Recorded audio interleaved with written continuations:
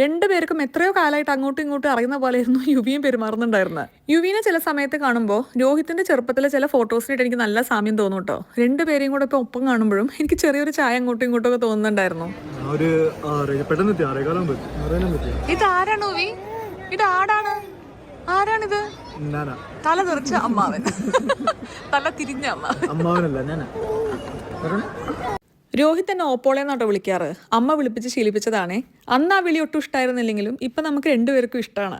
അതേപോലെ തന്നെ നേരെ അമ്മാവാന്ന് വിളിക്കാതെ എന്തെങ്കിലും വേറൊരു പേര് പറയാൻ പറ്റുമോ എന്ന് വിചാരിച്ചിട്ടാണ് നമ്മൾ നാനാന്ന് വിളിപ്പിക്കാന്ന് വിചാരിച്ചത് കേട്ടോ. ഇത് അവനല്ലേ?